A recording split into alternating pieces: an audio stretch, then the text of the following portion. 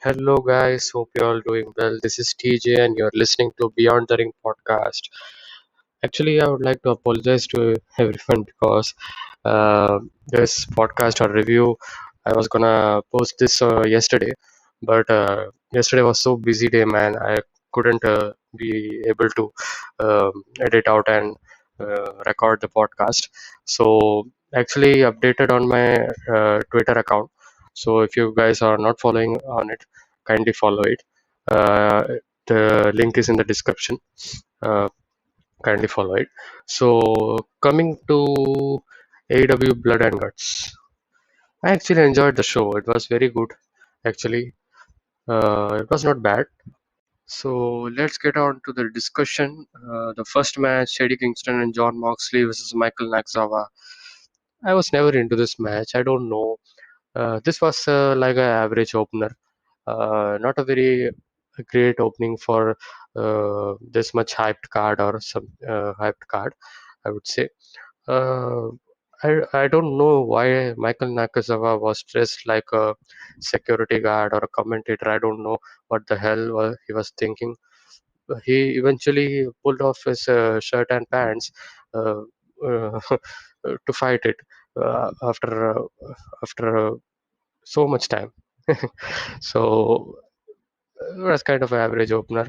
The match started with Don Callis explaining that Omega is not there. Nakazawa will face Moxley and Kingston, but then when Kingston, not Nakazawa, Kingston and Moxley came to were coming to the ring. Uh, Omega attacked from the back, and then they just start over the match. It was a normal tag match. At the start, it was like a tornado tag match. They were attacking the faces. And the main highlight of this match was Michael Nakazawa pulling off a deep low blow to uh, Eddie Kingston, I guess. Yes, Eddie Kingston. Uh, so that was it. This was not a good match for me as an opener. This was my least favorite match. Le- Not least favorite. That's not the right word. It was the least liked match in this card. Uh, so I would give it a pass. But the second match, man, Cody Rhodes versus QT Marshall. This match, I loved this match actually. QT Marshall versus Cody Rhodes. This was a kind of a methodical, slow-paced, uh, pure wrestling match. It was slow, but they told the story, man. The selling of Cody Rhodes and QT Marshall is so excellent. I mean, if they had kept this match as an opener, it would have been good, but they didn't. This was a very good match. This was very good match. The main highlights of this match was This match actually started off with a bang, with Cody hitting the running king first, and it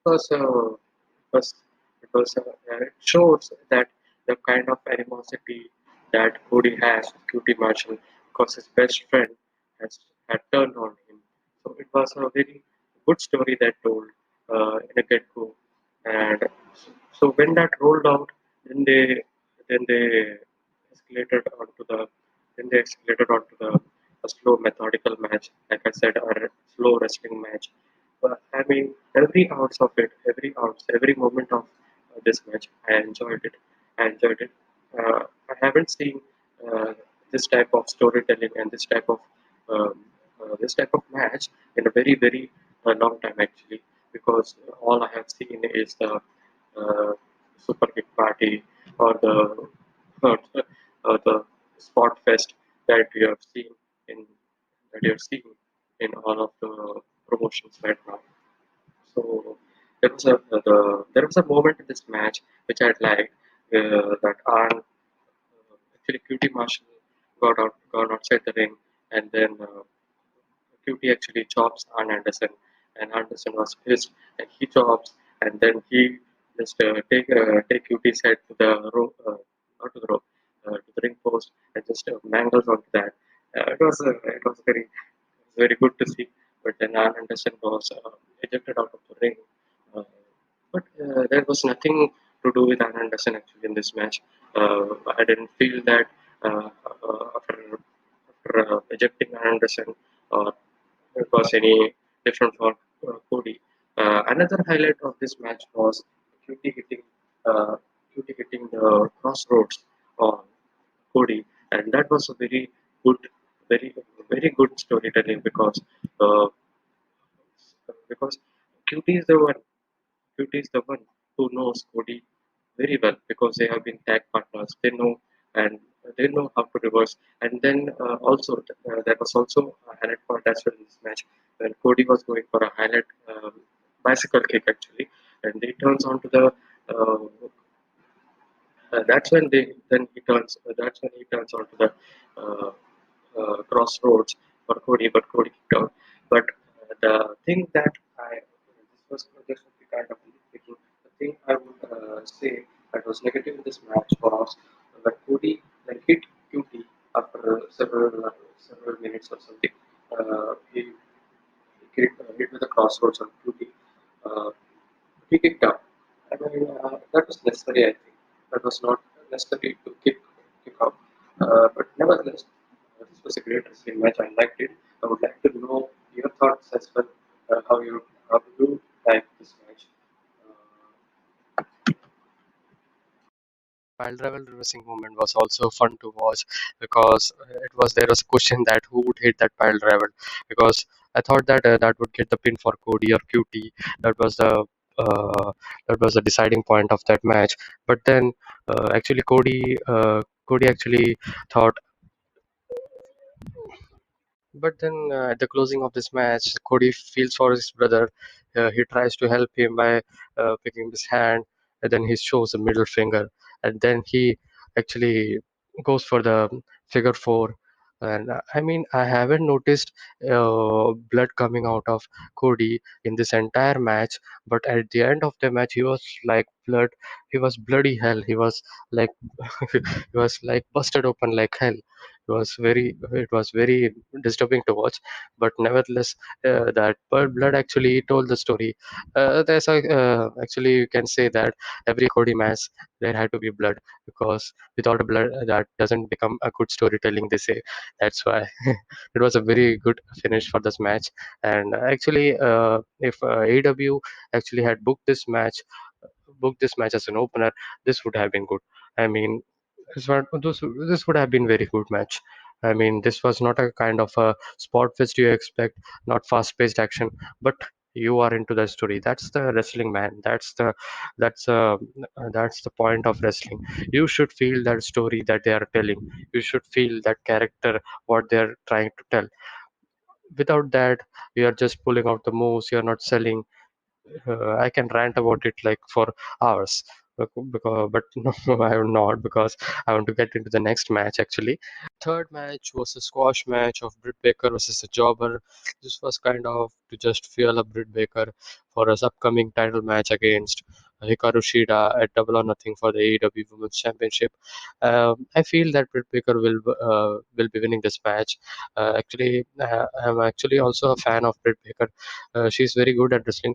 Not a very my favorite women's wrestler, but she's good. We have seen her street fight the against Thunder Rosa. Uh, it was very good. So eventually, I think the way to go that I would like to see is Britt Baker winning from Hikaru Shida, and then Thunder Rosa challenging again for that AEW World Championship. I would like to see title matchup again.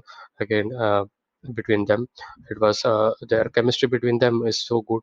So nothing to talk about this match. Britt Baker actually entered this match with a lockjaw, kind of a mandible claw like maneuver. Uh, so I think then we get technique by Taz. Then we got a segment called Technique by Taz, where Taz spoke about how Christian Cage Frog Splash and Kill Switch is not uh, it's very effective, but it's very easy to escape. They show us clips of Hobbs actually reversing the kill switch and all. Uh, it was kind of there. It just was kind of it. And the fourth, coming to the fourth match, it was a it was a very deciding point for the next week's show because this was a number one contender four-way tag team match. This was Varsity Blondes versus Jurassic Express versus SCU versus Acclaimed. The main actually at the starting point, not the starting point of the match actually, when all the superstars were, all the teams were entering the ring. The most special in ring entering was of the Acclaimed. His rap was very good, and I haven't I was actually match, the second last match on this card was a deciding point for the next week's show because this was a number one contendership match for the AEW Tag Team Championship. This was Varsity Blondes versus Jurassic Express versus SCU versus the Acclaim. The Acclaimed entrance and their rap was very good, man. It was. I haven't listened. I haven't listened the kind of rap they have. I haven't listened anywhere. I haven't listened anywhere. It was very good. Uh, and then we get on to the match. Uh, Actually, my favorites were SCU. The least SCU was my favorite, and the least I was expecting was Varsity Blondes. But I also hope that it could be a shocker if they pulled it off, a victory. Uh, and they said that in the match that the Acclaimed actually has faced Young Bucks before, and they have used that one chance. But I was very clear that they are not going that they will not be giving a chance again for Acclaimed. Uh, the match actually was overall was very good. Not nothing to say much about because it was a kind of a slow paced match. There were some uh, there were some points. Match actually picked up when Luchasaurus got attacked, and then it got kind of a that is say spots. There were spots, and kicks were there, people flying here and there. So Luchasaurus was a turning point of this match, but the finish of this match, uh, like I say, this finish of this match, I mean, it was good. This I have never questioned this finish of the match. They actually done a pile driver like maneuver. Yeah, pile driver. Uh, they have done a pile driver to Pillman. Uh, but it was out of nowhere. I think the ending was out of nowhere. The ending was never questioned, but the ending was kind of abrupt. It was out of nowhere, so that was what was negative in this match. But overall it was kind of a good tag team match. We always enjoy multi-man tag team match of AEW. It was not kind of a spot fest that we expect. I actually point out this uh, this term spot fest in every match because actually I'm not into spot fest kind of wrestling. They are good, they are sometimes enjoyable, I would say that, but they are not like my first source of entertainment. I want storytelling. I want storytelling in the match. And like I said, when I discussed QT Marshall versus Cody Rhodes, I want that kind of stuff. Uh, that kind of stuff actually. So this was kind of a okay tag match, uh, a good tag match if you want to say. And then we get on to the next up was the main event. But before we got the main event, Tony Schiavone comes out and he says there's a major announcement for the AEW World Championship. Then he invites Kenny Omega, the and Michael Nakazawa also comes out with him. They actually came out with four belts. His AAA Impact, TNA, and AEW Championship. It was nice to see hills around him because all the time he just brags about his he has four belts or so. Uh, I was glad because he he actually brought that belt. And then Kenny Omega firstly hype about the main event, the blood and match, and then he comes on to his point like who would challenge him for AEW World Championship, and Tony Schiavone comes to the mic goes to the mic and says that next week there would be a number one contender match for AEW World Championship, Pac versus Orange Cassidy, and Omega is not feeling that worthy of uh, Orange Cassidy to be a championship or a championship material. Actually, he said that he respects Park. He actually lost to Park before. He actually tapped out him. He admitted that, which heels don't admit often, but he admitted that. But he doesn't make it doesn't make him any sense that Orange Cassidy is coming for his championship. Uh, then Orange Cassidy, he comes out and he just stands there and he just straight up was just mocking him. Omega actually said at one point that people or the children loves you because you are easy to become. Uh, People can never become like Omega. That was kind of a good line that he used. Uh, that was very good, and Cassidy was very calm and composed, like his character. He was just standing there. Omega actually took off his Ray-Ban sunglasses. Uh, he then gave it to Michael Nakazawa. He then puts on sunglasses. Actually, Nakazawa was good on that sunglass. I thought that Cassidy would beat him up, but he was so composed that he was just standing there. Then he doesn't feel that he's worthy of a championship. He's a championship material. So who knows? Cassidy would upset us all next week by defeating Park, and then we see Cassidy versus Omega. But I don't think so. They would go that route because Pac versus Omega is a more of a main event caliber match, I would see, than Cassidy versus Omega. They can do Cassidy versus Omega after that, but in my opinion, in my thoughts, Cassidy is not ready for that. Uh, he can put on a good match with Omega. He's good in that ring, but I don't think he's at the level to carry that AEW championship. Maybe he will get uh, just to just to get that main spot. He would be pushed.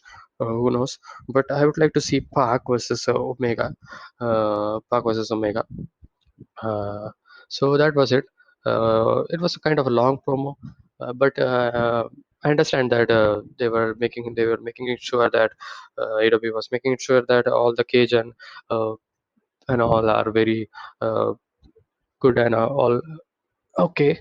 That's why they had a long promo, and then we get to the main event. Omega actually said at one point that people or the children loves you because you are easy to become. Uh, People can never become like Omega. That was kind of a good line that he used. Uh, that was very good, and Cassidy was very calm and composed, like his character. He was just standing there. Omega actually took off his Ray-Ban sunglasses. Uh, he then gave it to Michael Nakazawa. He then puts on sunglasses. Actually, Nakazawa was good on that sunglass. I thought that Cassidy would beat him up, but he was so composed that he was just standing there. Then he doesn't feel that he's worthy of a championship. He's a championship material. So who knows?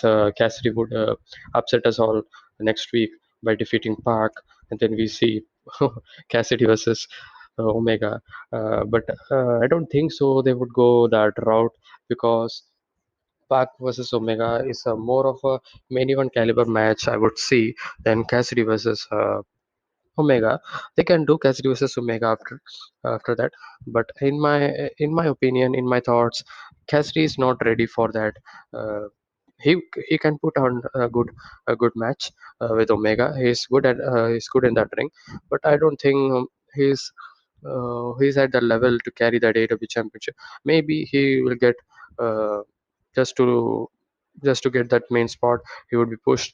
Who knows? But I would like to see Park versus Omega. Park versus Omega. Uh, so that was it.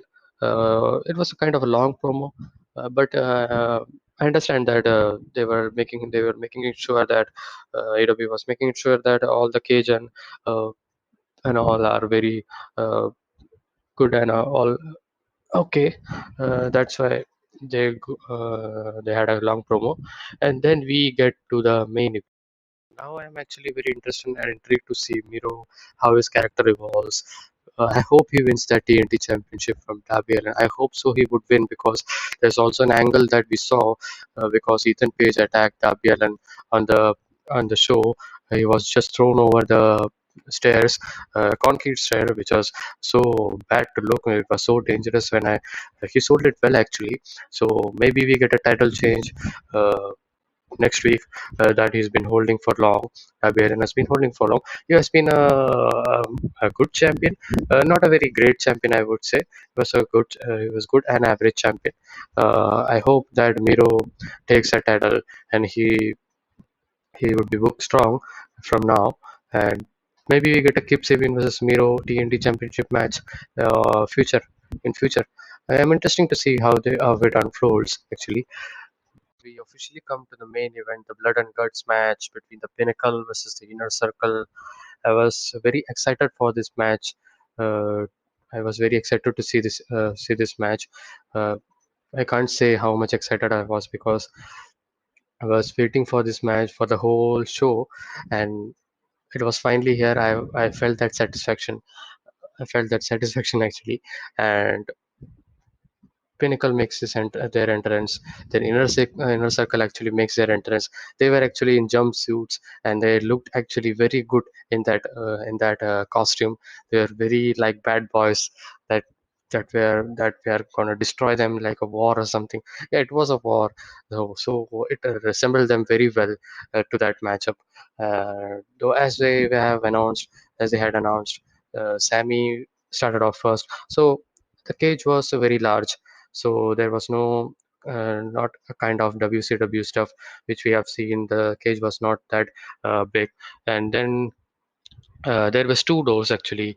Like in WCW, we see only one door to enter. There were two doors for each team, from right and left, and there were two referees outside. And they started off with a 5 minute period, and then after 5 minute period, every wrestler from every team, every 2 minutes, will enter.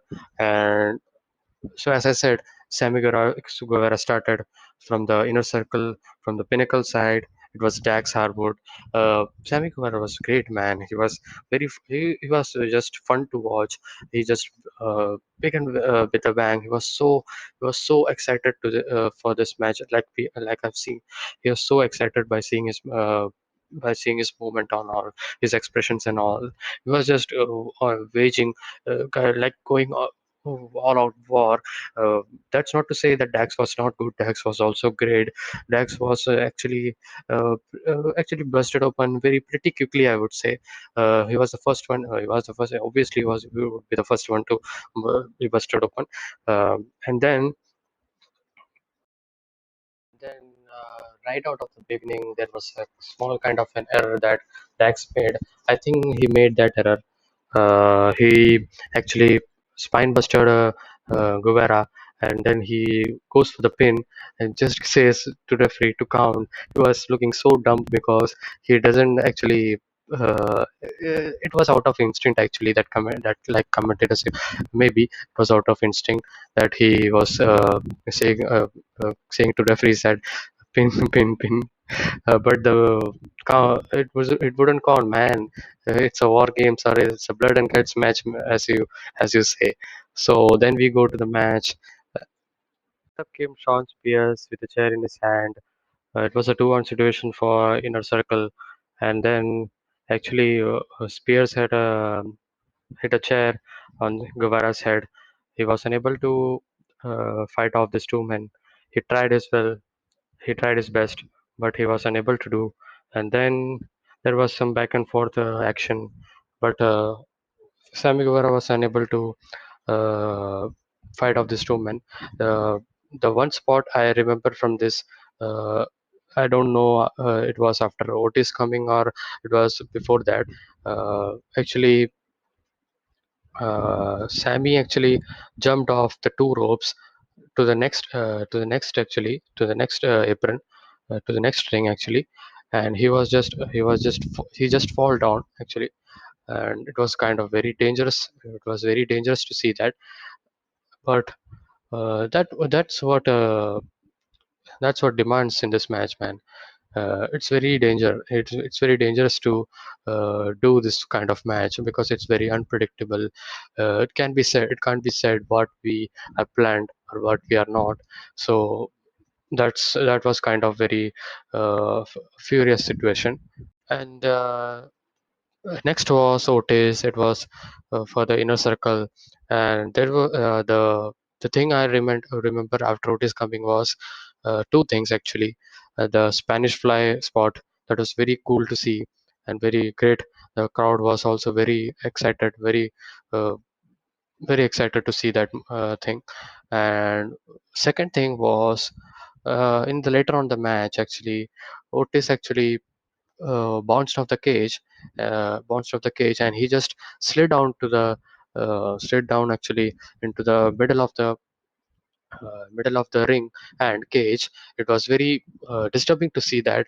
That was kind of a error that they made. There was so many moments like this because Otis was also like I said, Otis was gone died in that middle, and then Santana was also there. Santana also faced this thing, so there was kind of a fixing problem in that cage. I don't know. There was a space between the ring and the cage, so the wrestlers would slid down into that middle of the thing. It was very disturbing to us. If they, it was if it was very tight to the like if it was very enclosed, like very not enclosed, is the right word. There was very stick to the ring. It would have not happened. I I suppose actually. So this was kind of a second error. So barring the errors, this match was very great. I can speak about it like many spots. uh, Like I don't remember actually because I was so into this match. I was so into this match. I was just enjoying this match. This match had a story that Inner Circle, uh, actually MJF turned on his best friend Chris Jericho. He brutally attacked him. We had saw that. Uh, so that was the story of this. Another spot was Santana and Ortiz actually pile driving FTR, Dax Harwood, and Cash Wheeler into that exposed ring. That they had that FTR actually removed that to pile drive uh, Santana and Ortiz, but they were unable to do. But the turning point of this match actually was when turning point of this match actually was Wardlow, because Wardlow had a very great performance. He was so good in this match. Was so good because he was a very pivotal point in this match. He he was fighting like he was fighting like multi men. He was fighting multi men in his own, and he was very a huge factor for for this match that played out. And they were attacking MJF, and he was close to actually as we have seen, he was close to lose this match. But Wardlow comes and he kicks Jericho actually, I think, I guess actually, and then Hager and all, they make it trying to gain advantage for their team was kind of a small turning point this match. And then at the closing moment begins from here because Tully Blanchard actually uh, pushes off the referee and gets his key, and then he open up, and then MJF go to the top, and the ring is actually the gate is open. So Chris Jericho, the team, uh, all other team members, all other team members are just fighting out of in that ring. They are trying to get a submission victory. Some are using leg lock, some are using a face lock. I have seen, but then MJF was on the top. That was the main attraction. MJF goes on to the top rope. Chris Jericho then also asked to the fans that he's going to the top rope to whoop his ass. Then another turning point, he he tries to tap out MJF in the walls of Jericho, but he was unable to do, and he secures a very uh, pointed low blow, actually not a deep low blow, pointed low blow.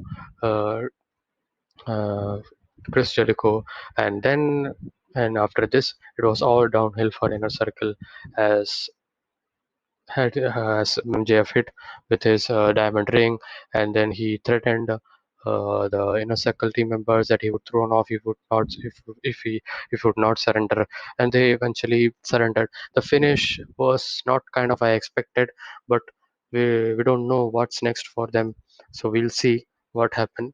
We'll see what happens next week and all. But it was a great main event. I enjoyed this. There were certain shortcomings, obviously, but uh, they tried their best. And I actually think that next time they do this blood and guts match, which I guess would be next year, they would improve on this. So, so even though Inner Circle team members say they have surrendered, but MJF still throws off the top of the cage. Uh, there were many people actually saying that the angle they shot was not good, and the angle in which they posted on YouTube was way better. They should have telecasted that instead of the way they shot. But I didn't thought about like that.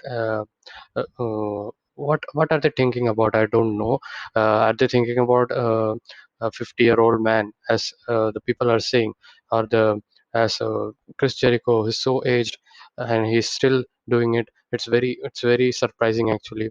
They are still doing it for us, for entertaining fans, to fall off the top of the cage into an announce desk onto a concrete. Are they expecting us to show us that?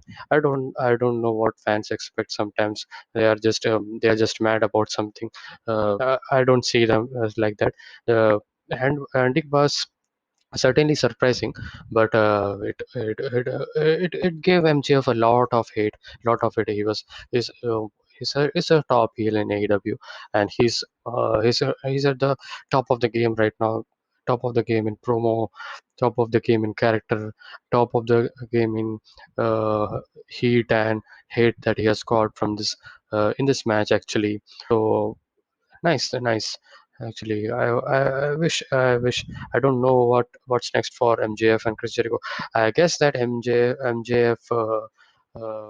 I guess not MJF. I guess that Chris Jericho would take some time off, or maybe they would have a match again at down on a singles match or something. I don't know.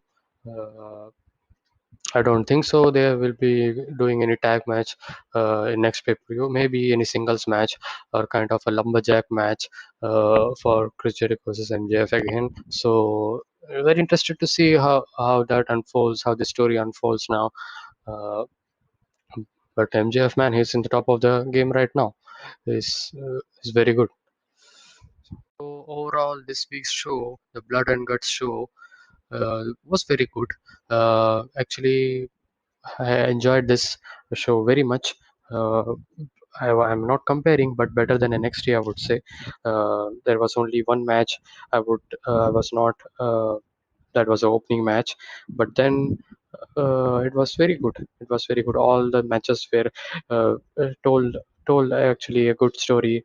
There were no uh, it was not a very stacked card or something, because they had just five max. If we just ignore the Britt Baker squash match, there would be a four match thing. But it really delivered, because the less is more, as they say.